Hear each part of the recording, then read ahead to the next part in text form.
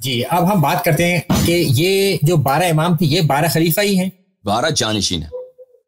خلیفہ کا مطلب دیکھیں، خلیفہ کا مطلب حاکم وقت نہیں ہوتا، خلیفہ کا مطلب گورنر نہیں ہوتا، خلیفہ کا مطلب کنگ نہیں ہوتا۔ ہمارے ہاں یہ ہے کہ خلافت، حکومت کو خلافت کہا گیا ہے نا اس مسلمانوں میں، حکومت کو کہتے ہیں فلانی خلیفہ بن گیا، خلیفہ بن گیا، کیوں اس کو خلیفہ بولتے ہیں؟ یعنی آخری خلیفہ جو تھا عثمانی خلافت جو سنہ 124 میں عالمی جنگ کے اول کے اختتام پہ وہ ترکی میں ختم ہو گیا، تو یہ بادشاہ حضرات یہ خلفاء کہلاتے تھے، بادشاہ حضرات یہ خلفاء کہلاتے تھے۔ کیوں؟ یہ اپنے آپ کو جانشین رسول صلی اللہ علیہ وسلم کہتے تھے۔ تو اسی اصل خلیفہ کا مطلب ہے جانشین، سکسیسر۔ اچھا، تو وارث، تو کس کے وارث؟ رسول اللہ صلی اللہ علیہ وسلم کے وارث۔ یہ بادشاہ جو ہے اپنے آپ کی حکومت، اپنے حکومت کو لیجیٹمائز کرنے کے لیے، شرعی رنگ دینے کے لیے یہ اپنے آپ کو خلیفہ کہتے تھے۔ ہم جانشین رسول صلی اللہ علیہ وآلہ وسلم ہیں، ٹھیک ہے نا۔ مختلف بادشاہ فاسق فاجر ہوتے تھے، بڑے شراب وہ پیتے تھے، اپنے بھائیوں کو وہ قتل کرتے تھے، اپنے محارم سے وہ زنا کرتے تھے، کم نہیں تھے،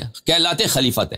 تو یہ ہم کہتے ہیں خلیفہ ہے۔ خلیفہ سے ہم مراد کیا لیتے ہیں؟ ہم لیتے ہیں کہ جانشین رسول صلی اللہ علیہ وآلہ وسلم، جی یہ خلیفت ہے جانشین رسول صلی اللہ علیہ وآلہ وسلم۔ جی جناب، بلا شک و بلا ریب۔ جی تو یہ جو 12 خلیفہ کے بارے میں اکثر ڈسکشن ہوتا ہے اور ہم دیکھتے ہیں اکثر ڈیبیٹ لوگوں میں آپس میں، شیعہ سنی میں بھی، تو اکثر سنی جو ہے وہ قطعی نص سے، قرآن سے دلیل مانگ رہے ہوتے ہیں کہ آپ نص سے ثابت کیجئے کہ یہ اللہ کے چنے ہوئے ہیں۔ تو آپ اس میں کیا جواب دیتے ہیں پھر؟ دیکھیں یہ قطعی نص سے، یہ نصوص اتنے زیادہ ہیں نا، نصوص تو بہت بے شمار ہیں، حدیث ثقلین ہے کہ میرے بعد میرے اہل بیت علیہ السلام کی اتباع کرو، اگر ان کی اتباع کرو گے تو تم گمراہ نہ ہو جاؤ گے، ٹھیک ہے نا۔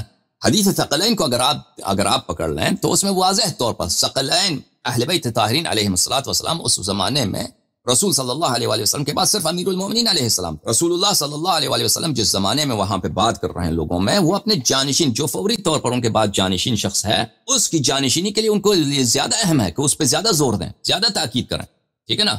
اب 12 امام آئیں گے تو سب لوگوں کو اس وقت اس زمانے میں سب لوگوں کو جاننے کی اس کی ضرورت نہیں ہے، اور جتنی تاکید ہونی چاہیے کہ ان کے فوراً جس شخص کی خلافت کو قبول نہیں کیا جائے گا، جس شخص کی خلافت پہ ان کے خلافت ان پہ حق پہ قبضہ ہو جائے گا، ان کے حق کو منوانے کے لیے رسول اللہ صلی اللہ علیہ وآلہ وسلم کو زیادہ تاکید کرنے کی ضرورت ہے۔ تو اس لیے احادیث اس میں بہت زیادہ ہے کہ حدیث غدیر ہے، حدیث منزلت ہے، حدیث ثقلین ہے، اور اس کے علاوہ ہمارے کتب میں رسول اللہ صلی اللہ علیہ وآلہ وسلم سے بہت زیادہ احادیث ہیں 12 اماموں کے امامت پر، اور صحیح احادیث ہمارے کتابوں میں ہمارے محدثین نے سنہ 300 ہجری کے لگ بھگ جو لوگ لکھے ہیں، مخالفین یعنی آپ لوگوں کے علماء کی طرق سے سینکڑوں حدیث نقل کی ہے۔ کفایت الاثر فی النص علی الائمۃ الاثنی عشر، میں یہ کتاب آپ کو دکھاتا ہوں، ایک منٹ، یہ کتاب ہے کفایت الاثر فی النص علی الائمۃ الاثنی عشر، یہ مرحوم خزار قمی رحمہ اللہ جو سنہ 300 کے کچھ عرصے بعد یہ گزرے ہیں، انہوں نے یہ کتاب لکھی ہے۔ تو اس کتاب میں اگر گنتی کیا جائے تو بہت زیادہ احادیث ہیں جو مخالفین کے سب مخالفین بس 12 اماموں کے اسامی مبارکہ پر تنصیص نسب کے ساتھ، تو رسول اللہ صلی اللہ علیہ وآلہ وسلم کی جانب سے اس طرح نصوص بہت زیادہ ہیں، بہت زیادہ ہیں۔ لیکن اگر آپ مرحلے پہ چلیں نا، ایک منطقی ایک ترتیب ہوتی ہے۔ مثلا ایک شخص اللہ کو نہیں مانتا، کہتا ہے میں اللہ کو نہیں مانتا ہوں، وہ آ کر ہم سے بات کرے کہ شق القمر کیا ممکن ہے یا ناممکن ہے، یا یہ ہم سے یہ بات کرے کیا کوئی شخص معصوم ہو سکتا ہے یا معصوم نہیں ہو سکتا، ہم تو اس سے یہی کہیں گے نا کہ تم پہلے آؤ اللہ پہ بات کرتے ہیں کہ اللہ اس کائنات کا ایک خالق ہے، ہستی کا کوئی ایک خالق ہے۔ اگر یہ مان لے پھر اس کے بعد اگلا مرحلہ ہے کہ وہ کسی ایسے شخص کو کیا یہ پاور دے سکتا ہے کہ وہ شق القمر کر دے، یہ چیز ہے ہی ناممکن۔ جب ایک شخص اللہ کو مانتا ہی نہیں ہے، وہ کہتا ہے مثلا کیا ہے، انسان سب ایوولوشن سے پیدا ہوتا ہے، سب انسان جو ہیں وہ حوادث کی بنا پر یعنی ایکسیڈنٹلی ہم پیدا ہو گئے، بندر سے پیدا ہو گئے، مچھلی سے پیدا ہو گئے، مندر سے ہم پیدا ہو گئے، تو ہمارے پاس ایک طاقت کیسے ہو سکتی ہے کہ ہم چاند کو 2 ٹکڑوں میں بانٹ دیں، یا ہم اشارہ کریں تو پتھر سے 12 چشمے نکل آ جائیں، ٹھیک ہے نا، یا وہ لاٹھی پھینک دیں، لاٹھی جو ہے اژدہا میں تبدیل ہو۔ تو اس سے یہی کہیں گے کہ پہلے آپ آ جائیں اور پہلے آپ بات کریں کہ اللہ کو آپ مان لیں، اگر جب اللہ کو آپ مان لیا اس کے بعد ہم کہیں گے کہ ایسا خالق، اگر ہمارا ایک خالق ہے جس نے پورے ہر چیز کو بنایا ہے، تو وہ خالق ہمیں اپنے حال پہ نہیں چھوڑ سکتا کہ ہم انسان اس دنیا میں رہیں، اس خالق کون ہے، اس کی معرفت ہمیں حاصل کرنے کے لیے کوئی طریقہ نہ بتائے، اس کی عبادت کیسے کریں، اس کو کیسے راضی کریں، وہ خالق کن چیزوں سے غضبناک ہوتا ہے، کن چیزوں سے راضی ہوتا ہے، اور وہ ہم سے کیا مانگتا ہے، اس کا پروگرام کیا ہے ہمارے لیے، کیا ہم اپنی حیات، اپنی زندگی، اپنا لائف کس طرح گزاریں، کیا اس کا کوئی پروگرام ہے یا نہیں ہے، یا ہم اس طرح حیوان کی طرح۔ یہ خالق ہمیں اپنے اس حیرت میں نہیں چھوڑ سکتا، اس لیے اس کو پیغمبر، اس کو رسول، اس کو ہادی، ٹیچر بھیجنے ہوں گے ہمارے لیے، تو اس طرح رسالت ثابت ہوتا ہے۔ اب 12 اماموں کے متعلق جب بات کرتے ہیں نا، پہلی بات تو یہ ہے کہ آپ وہ آپ سے نص جو مانگتے ہیں وہ قرآن سے مانگتے ہیں، عرض کرتے ہیں 12 امام جب کی بات کرتے ہیں نا، 12 امام کی جب ہم بات کرتے ہیں تو پہلی بات تو یہ ہے کہ پہلا جو امام ہے اس کے متعلق اس کو مان لو، اور پہلا امام جو امیر المؤمنین علیہ السلام، علی بن ابی طالب علیہ السلام کی خلافت کو، اس سے بہت سارے بات لازم آتے ہیں۔ اگر وہ منصوص ہے، وہ رسول اللہ صلی اللہ علیہ وسلم نے اس کو اپنا جانشین بنایا ہے، تو اس کا مطلب ہے ابو بکر عمر کی خلافت باطل ہے۔ یہ تو ساتھ تو نہیں ہو سکتا نا کہ یہ بھی برحق ہو، اگر منصوص ہے تو، اگر منصوص ہے، اگر اللہ نے چنا ہے تو پھر اس کے بھی باطل ہو جائے گا۔ اگر وہ مان لیا، اس کے بعد خلیفہ کون ہے؟ رسول اللہ صلی اللہ علیہ وسلم کی حدیث ثقلین جو ہے وہ امام حسن، امام حسین علیہ السلام کو شامل ہو جاتی، کہ وہ آیت تطہیر ان کو شامل ہو جاتی وضوح کے ساتھ، آپ ہی کے کتب سے۔ پھر اگر ان کو مان لیا تو پھر، اگر ان ہستیوں کو مان لیا تو پھر ان کے احادیث ہمارے کتب میں بہت زیادہ ہیں کہ ان کے بعد 12 امام کون ہیں، ان کے بعد 12 امام کون ہیں۔ اب آپ نص کی بات کرتے ہیں نا، ہم یہی عرض کر رہے ہیں کہ نصوص بہت زیادہ ہیں، نصوص یہ، اور ضروری نہیں ہے کہ نص قرآن سے ہو، یہ بھی ایک فراڈ ہے، ایک بہت بڑا فراڈ ہے شیعوں کے خلاف، اور اپنے عوام کو دھوکہ دینے کی بات ہے کہ آپ نص صرف قرآن سے لائیں۔ یہ کون کہتا ہے؟ یعنی کیا؟ یعنی رسول اجازت دیں اگر کوئی چیز قرآن میں نہیں ہے، احادیث، صحیح احادیث میں ہے، تو کوئی مسلمان کے اس کو انکار کرے کہ میں نہیں مانتا اس لیے کہ قرآن میں نہیں ہے؟ یہ تو سراسر کفر ہے، یہ تو بات ہی کفران میں ہے۔ فرض کریں کہ ہمارے پاس قرآن میں سے نہیں ہے، فرض کرتے ہیں اگر ایک صحیح حدیث میں ہے تو کافی، ایک صحیح حدیث، وہ الا کہ احادیث متواترہ میں موجود ہے۔ آپ خود کہتے ہیں ابو بکر، عمر، عثمان کی خلافت پہ کوئی نص نہیں، یہ منصوص نہیں ہے، رسول اللہ صلی اللہ علیہ وسلم کو ان کو نصب نہیں کیا ہے، تو یہ کیسے خلیفہ بنے؟ تو پر کیوں خلیفہ بنے؟ یہ ان کے خلیفہ بننے کا کیا رسول اللہ صلی اللہ علیہ وسلم نے کوئی طریقہ کار بتایا کہ میں نصب نہیں کرتا، تم میرے بعد ایک خلیفہ بنا؟ وہ طریقہ کار بھی تمہارے پاس نہیں ہے، ٹھیک ہے نا؟ اگر چلے ہم مان لیتے ہیں کہ اگر آپ کے پاس ایسی کوئی حدیث ہے، رسول اللہ صلی اللہ علیہ وسلم فرماتے ہیں میں اپنے بعد امام تعین نہیں کرتا، یہ مصلحت یہ فائدے ہیں تعین نہ کرنے کے، تم تعین کرو، یا یہ طریقہ کار بتاتا ہوں، اس کی وجہ سے کوئی امام بن جاتا ہے، وہ بھی نہیں ہے تمہارے پاس، وہ بھی تو نہیں ہے، تو ان حضرات کی خلافت کے لیے، ان کی لیجیٹیمیسی کے لیے، شریعت کے لیے آپ کے پاس کوئی دلیل نہیں ہے۔ دوسری طرف ہمارے پاس احادیث بہت زیادہ ہیں، من کنت مولا فهذا علی علیہ السلام مولا، من اطاع علی فقد اطاعنی ومن اطاعنی فقد اطاع اللہ، یہ صریح ہے کہ سب صحابہ پر، سب مسلمانوں پر ان کی طاعت واجب ہے، اور اس طرح کے احادیث کم نہیں ہے۔ انی تارکم فیکم الخلیفتین، میں تمہارے درمیان 2 جانشین چھوڑ کے جا رہا ہوں، کتاب اللہ و عترت اہل بیتی، میری کتاب، اللہ کی کتاب اور میرے عترت اہل بیت علیہم السلام۔ یہ نص نہیں ہے تو کیا ہے؟ نہیں، اصل میں پھر وہ یہ پوچھتے ہیں نا کہ واضح الفاظ اس میں موجود ہونے چاہیے کہ میرے بعد یہ خلیفہ ہوں گے یا ان کو امام بنا لینا، یا ہمارے کتب میں تو بہت بات نہیں ملتی نا، آپ دیکھیں تو اہل سنت کیا نہیں ملتی نا، نہ تو آپ اپنی تاریخ دیکھیں نا، آپ کی تاریخ کیسی تاریخ ہے؟ آپ کا خلیفہ ایک ہے یزید، جس نے سر عام اہل بیت علیہ السلام کو پیاسے لبوں کے ساتھ، پیاسے گلے کے ساتھ اس نے ذبح کیا ہے، اور ان کے بیٹیوں کو، اور ان کے بچوں، رسول صلی اللہ علیہ وسلم کے صاحبزادیوں کو، اور تو ان کو بے ردا جو ہے، ایک شہر سے دوسرے شہر، دوسرے شہر سے تیسرے شہر، وہ اسیر بنا کر لے گئے ہیں۔ اصل آپ کی جو دین بنی ہے، ایوالو ہوئی ہے انہی کی زیر سرپرستی، احادیث نقل ہوئی ہیں تو ایسے خلفاء کے زیر سرپرستی، وہ پاگل تھے خلفاء کہ وہ ایسے احادیث نقل کرنے دیں، وہ پاگل تھے ایسے احادیث نقل کرنے دیں۔ نہیں، مگر اہل سنت میں نا یزید کو جو ہے، یزید تو کنٹروورشل پرسنالٹی ہے، یزید سب خلفاء یہی ہیں، یزید کے والد بھی کنٹروورشل پرسنالٹی ہیں سر سے۔ دیکھیں ابو بکر، ابھی ہم نے ہمارے اور آپ کے درمیان اجماع ہے، اتفاق ہے کہ ابو بکر کی خلافت پہ نص نہیں ہے، عمر کی خلافت پہ نص نہیں ہے، عثمان کی خلافت پہ نص نہیں ہے، ٹھیک ہے نا، معاویہ کی خلافت پہ نص نہیں ہے، اس کے بعد مروان ابن الحکم، یزید، معاویہ کے بعد یزید کے بعد معاویہ ابن یزید، معاویہ ابن یزید کے بعد مروان ابن الحکم، اور اس کے بعد بنی مروان، عبد الملک ابن مروان، اور ماں بعد کسی پہ نص نہیں ہے، اور کوئی ایسے طریقہ کار بھی نہیں ہے کہ تم اس طرح خلافت بناؤ۔ تو یہ خلفاء جو ہیں، ہمارے یہاں جو 12 خلیفہ ہے نا، تو اس پر اتفاق نہیں ہے کہ لگاتار ہوں گے، کنٹینیوس ہوں گے، وہ 7 لوگوں پر ہم آئیڈینٹیفائی کرتے ہیں اور 5 کو نام سے ہم آئیڈینٹیفائی نہیں کر پاتے۔ اجازت فرمائیں، ان کے یہ میرے کا عرض یہ ہے کہ یہ سب یزید ہیں، یہ لوگ سب یزید ہیں، کیونکہ ان کے آپ ہمارے اور آپ کے درمیان یہ اگریمنٹ ہے کہ ان کی خلافت پہ کوئی نص نہیں ہے، اور ایسا کوئی طریقہ کار بھی نہیں رسول صلی اللہ علیہ وسلم سے کہ تم اس طریقہ کار پہ چلو تو خلیفہ بناؤ، یہ خلیفہ لیجیٹمیٹ بن جاتا ہے، یہ بھی نہیں ہے۔ تو ان کی شرعی ہونے کے خلافت شرعی ہونے کی کوئی طریقہ کار نہیں ہے، کوئی دلیل نہیں ہے۔ تو اس لیے یہ حکومت ان کے ہاتھ میں، قاضی جو مختلف شہروں میں نصب ہوتے ہیں ان کے ہاتھ میں، امام جماعت بنتا ہے کوئی تو یہ نصب کرتے ہیں، فوج کے کمانڈر یہ نصب کرتے ہیں، خراج آتا ہے، خراج کن لوگوں کو میں بانٹا جاتا ہے یہ لوگ تعین کرتے ہیں۔ تو یہ لازمی بات ہے کہ آپ کے کتب جو ہیں انہی خلفاء کے زیر سرپرستی ابو بکر کے دور سے لے کر بخاری مسلم کے لکھے جانے کے وقت اور اس کے بعد کے حد تک کے وقت انہی خلفاء کے زیر سرپرستی آپ کے جو مذہبی ایوالو ہوئی ہے ان کی زیر پرستی۔ آپ سمجھتے ہیں یہ لوگ پاگل تھے؟ ایک شخص حکومت کرتا ہے، مثلا ایک حکومت ہے بہت وسیع، ایران کے اندر آ جاتا ہے، آپ کا موجودہ پاکستان، سندھ کے علاقے، پنجاب کے بہت سارا علاقے، یہاں سے اس کی سرحدیں شروع ہوتی ہیں، ٹھیک ہے نا، پورا ایران، اس کے بعد ماوراء النہر یعنی موجودہ دور میں ازبکستان، تاجکستان، قزاقستان کے کچھ علاقے، اس کے بعد اس طرف غرب کی طرف جائیں، آذربائیجان، ارمینیا، اس کے اندر آ جاتا ہے، ترکی کے بہت سارے علاقے اس کے اندر آ جاتے ہیں، شام سب، فلسطین سب، مصر سب اس کے اندر آ جاتے ہیں، پورا جزیرۃ العرب اس کے۔ آپ سمجھتے ہیں کہ ناقابل آدمی اس پہ حکومت کر سکتا ہے؟ پاگل آدمی، احمق آدمی اس پہ حکومت کر سکتا ہے اس طرح؟ آپ کیا سمجھیں ڈاکٹر صاحب؟ نہیں، وہ پاگل نہیں تھے آدمی، وہ بہت ہی آدمی کو چالاک ہونا چاہیے کہ اس طرح کنٹرول کر سکے، ایڈمنسٹر کر سکے نا۔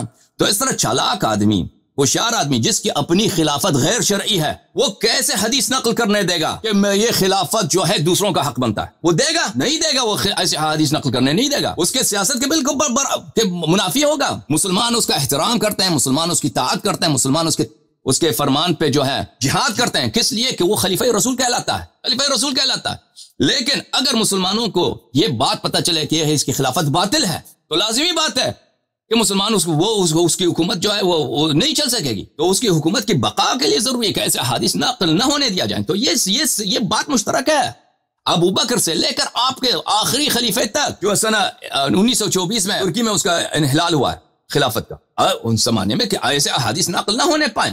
تو آپ کہتے ہیں کہ ہمارے کتب میں ایسے احادیث نہیں ہیں، تو آپ کے علماء تو ادعا تو نہیں کرتے آپ نے سب صحیح احادیث نقل کی ہیں، یہ تو ادعا نہیں کرتے، بہت سارے احادیث آپ کے علماء نے نقل نہیں کیا۔ اور میں آپ کی خدمت میں عرض کروں کہ یہ ہم اور آپ مانتے ہیں کہ امامت ایک نزاعی مسئلہ ہے، اختلافی مسئلہ ہے مسلمانوں میں، ہے کہ نہیں؟ مانتے ہیں نہیں مانتے ڈاکٹر صاحب؟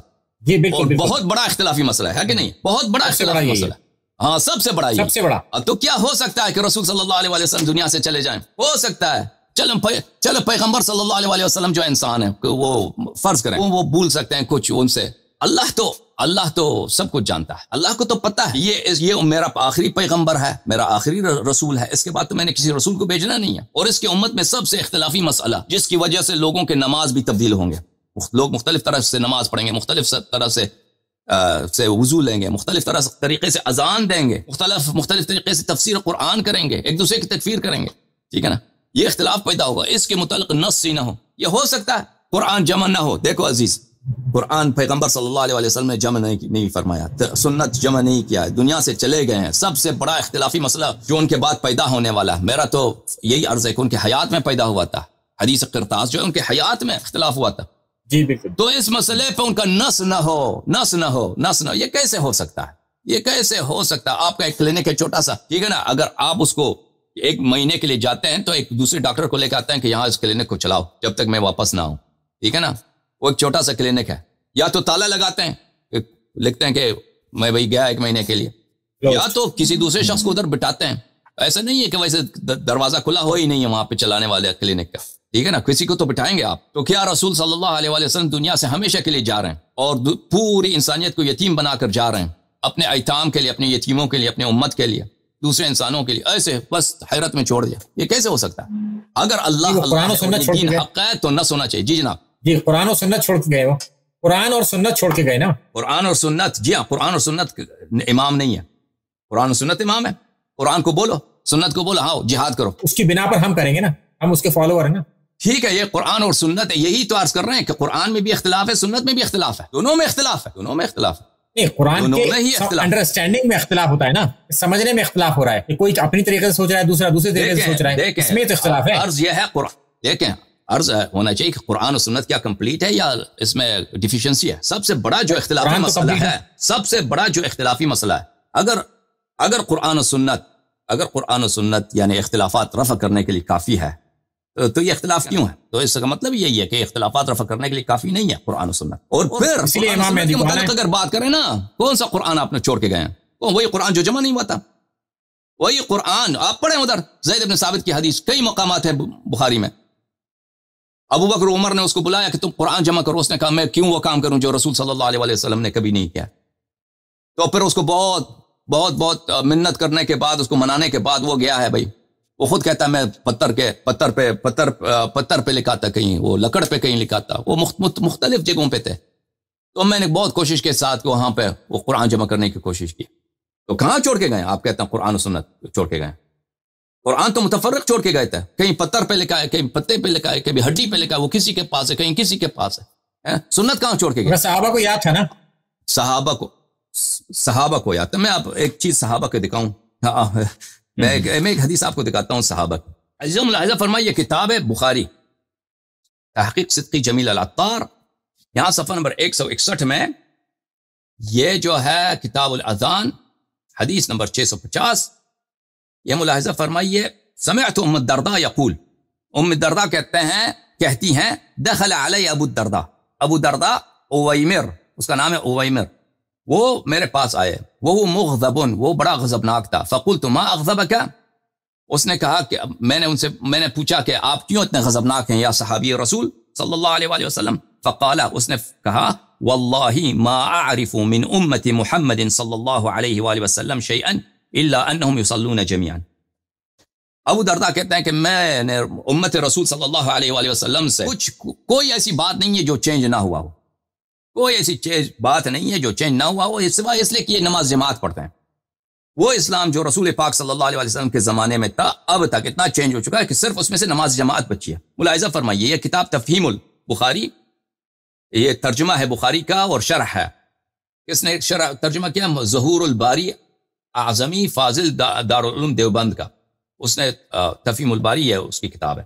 اچھا، یہ جلد نمبر 1 ہے. ملاحظہ فرمائیے اس کا ترجمہ کیا ہے. میں نے ام درداء سے سنا، آپ نے فرمایا، ام درداء فرماتی ہیں کہ ایک مرتبہ ابو درداء آئے، بڑے غضبناک ہو رہے تھے. میں نے پوچھا کہ کیا بات ہوئی؟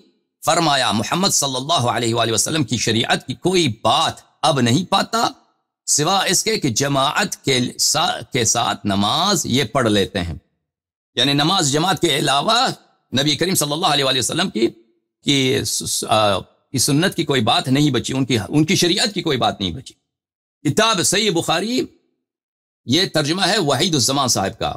اچھا، یہاں پہ ملاحظہ فرمائیے صفحہ نمبر 421 میں ام درداء کہتی ہیں ابو درداء صحابی میرے پاس آئے، وہ غصے میں تھے.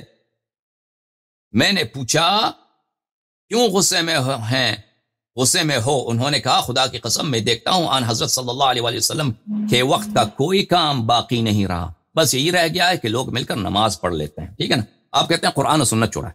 قرآن و سنت جو ہے آپ کے اپنے صحابہ اس زمانے میں. ابو درداء کی وفات کب ہے؟ ابو درداء کی وفات صفین کے بعد ہے، جنگ صفین کے بعد ہے، کیونکہ کتاب اخبار الطوال البدایہ والنہایہ وغیرہ میں موجود ہے کہ وہ اس زمانے تک زندہ تھے. اچھا، وہ اب یہ کب کی بات ہے؟ مثلا عثمان کی خلافت کی بات ہے یا معاویہ کی خلافت کی بات ہے، ہمیں نہیں معلوم، لیکن وہ ان کی واضح شہادت ہے. اچھا، اب ملاحظہ فرمائیے، یہ کتاب ہے ابو درداء کے متعلق، اس کے فضائل میں آپ کو دکھاؤں. ابو درداء صحیح بخاری جلد نمبر 5، ملاحظہ فرمائیے یہ حدیث نمبر 5004. انس کہتے ہیں مات النبی صلی اللہ علیہ وآلہ وسلم ولم يجمع القرآن غیر 4، ابو الدرداء ومعاذ بن جبل وزید بن ثابت وابو زید ونحن ورثنا. انس کہتے ہیں کہ نبی صلی اللہ علیہ وآلہ وسلم نے وفات پائی تو صرف 4 صحابہ کرام قرآن کے حافظ تھے. یہ جمع قرآن کو انہوں نے ترجمہ کیا حفظ قرآن کے ساتھ، حالانکہ جمع کا مطلب حفظ نہیں ہوتا. قرآن جمع نہیں کیا تھا سوائے ان 4 کے. یعنی یہ لوگ تھے کہ مثلا رسول پاک صلی اللہ علیہ وسلم کے زمانے میں کچھ قرآن کے اجزاء انہوں نے جمع کیے ہوں، کیونکہ واضح دلیل ہے زید بن ثابت کہ پورا قرآن جمع نہیں ہوا تھا. بہرحال ان میں ابو درداء شامل ہیں، ابو درداء معاذ بن جبل اور زید بن ثابت اور ابو زید. اچھا، ایک اور میں آپ کو دکھاؤں روایت اسی روایت کے متعلق فتح الباری میں، فتح الباری جز نمبر 2 تالیف ابن حجر، یہی روایت ہے 650 کا. ام دردہ ابو دردہ سے روایت کرتی ہیں, ٹھیک ہے نا. اسی کے شرح میں یہ کہتے ہیں, دیکھیں, من شریعت محمد شیئا لم يتغیر عما كان علیہ الا الصلاة فی الجماعہ. ابو دردہ کہتے ہیں کہ امت محمد صلی اللہ علیہ وآلہ وسلم میں کوئی ایسی چیز نہیں باقی رہی جو متغیر نہ ہوا ہو مگر یہ کہ نماز جماعت, صرف نماز جماعت. تو آپ کہتے ہیں کہ سنت ہے, انہوں نے سنت چھوڑی ہے, کتاب و سنت. یہ آپ کے اپنے صحابہ کا کہ جو ہیں کیا ہیں کہ شہادات ہیں کہ اسی زمانے میں صحابہ کے زمانے ہی میں جو ہے سنت چینج ہو چکا تھا. اب میں ایک اور حدیث آپ کو دکھانا چاہتا ہوں. یہ انعام الباری دروس بخاری تالیف شیخ مولا مفتی محمد تقی عثمانی, جلد نمبر 3. اسی حدیث کے ذیل میں صفحہ نمبر 444 میں. بھلے مطلب یہ ہے کہ جماعت سے نماز تو پڑھ لیتے ہیں اور یہ اچھی بات ہے, لیکن دین کے بقیہ احکام میں اب نبی کریم صلی اللہ علیہ وسلم کی اتباع نظر نہیں آ رہی ہے, اس لیے غصہ آ رہا ہے. صرف اتباع نہیں ہے, کہتے ہیں کہ سب کچھ چینج ہو گیا ہے. وہ اس صحیح طرح سے ترجمہ نہیں کر رہا یہ آپ کا مولوی جو ہے تقی عثمانی. ایک اور حدیث آپ کو دکھاؤں انس کی. یہ ہے انس, صحیح بخاری حدیث نمبر 529. انس کی حدیث, ما اعرف شیئا مما کان علی عہد النبی صلی اللہ علیہ وآلہ وسلم. بلے انس کہتے ہیں کہ نبی کریم صلی اللہ علیہ وآلہ وسلم کے زمانے سے لے کر اب تک کوئی چیز ایسی نہیں ہے جو تم لوگوں نے چینج نہیں کیا, سب کچھ چینج ہو گیا, ٹھیک ہے نا. ہم نے کہا کہ نماز کیا نہیں ہے, نماز تو ہم نے چینج نہیں کیا. تو انہوں نے کہا کہ بلی الستم الیس ضیعتم ما ضیعتم فیہا. کہا کہ کیا نماز کی کیا بات کرتے ہیں؟ انہوں نے جواب دیا کیا ایسا نہیں ہے کہ تم نماز میں سے بھی بہت سارے ارکان تم نے ضائع کر دیے, نماز میں سے بھی بہت سارے ارکان اور اجزاء آپ نے ضائع کیے. اچھا, زہری کہتے ہیں میں انس بن مالک کے پاس گیا دمشق میں, وہ رو رہے تھے. میں نے کہا کیوں رو رہے ہو؟ قال لا اعرف شیئا مما ادرکت الا هذه الصلاة وهذه الصلاة قد ضيعت. کہتے ہیں کہ میں دیکھ رہا ہوں کہ امت میں سب کچھ تغیر, اور انس تو بہت بوڑھے تھے زہری کے زمانے میں, ٹھیک ہے نا. میں دیکھتا ہوں کہ انہوں نے سب کچھ چینج کیا ہے, سب کچھ چینج ہو چکا ہے سوائے نماز کے, اور یہ نماز بھی ضائع ہو چکا ہے. اچھا, میں اس کے شرح میں بس یہ کافی آپ کے اتنے شروع دکھا چکا ہوں. یہ 2 صحابی ہیں شہادت دے رہے ہیں کہ سنت چینج ہو چکا ہے.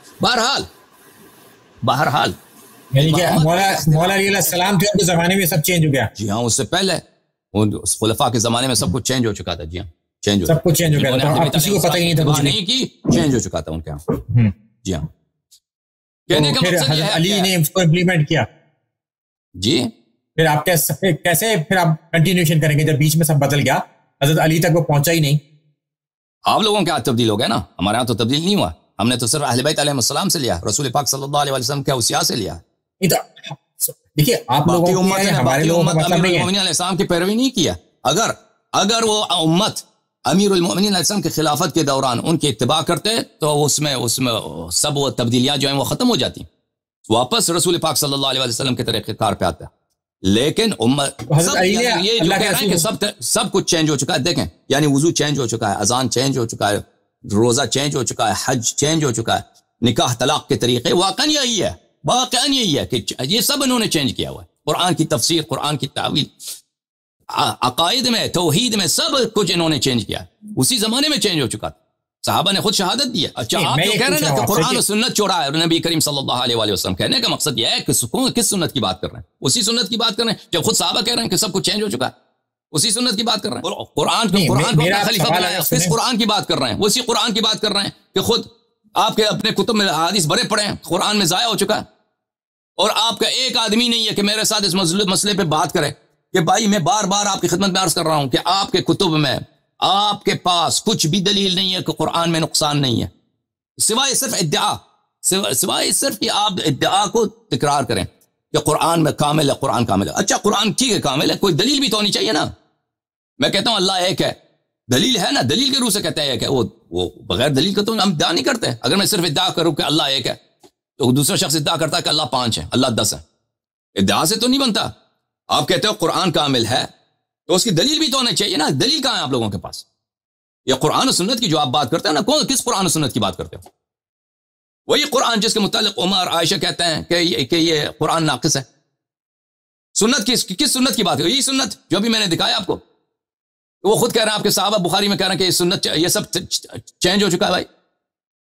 ٹھیک ہے. اور اس کے علاوہ ہمارا اور آپ کا، ہم نے کہا نا کہ سب سے اختلافی مسئلہ کیا ہے؟ امامت و خلافت ہے. آپ کہتے ہیں قرآن و سنت چھوڑ دیا. قرآن و سنت کی جو پوزیشن ہم نے بتا دیا کہ کیا ہے حقیقت میں. اب نعرہ بازی کو سال پہ چھوڑتے ہیں اور صحیح بات کرتے ہیں کہ واقعاً دلیل کی روح سے قرآن اور سنت، کیا یہ اختلافات رفع کرنے کے لیے کافی ہیں؟ کافی نہیں ہیں.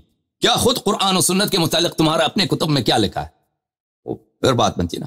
بہت مہربانی ڈاکٹر صاحب، آپ کو بہت وقت دیا. آپ دوسرے لوگ 1 گھنٹہ وقت دے دیا. آپ دوسرے لوگ منتظر ہیں، بہت کال کر رہے ہیں. ٹھیک ہے نا. تو میرا ایک سوال اس میں تو یہ لے لیجیے کہ حضرت علی جب خلیفہ بنے تو ان تک قرآن و سنت نہیں پہنچ پایا تھا کیا؟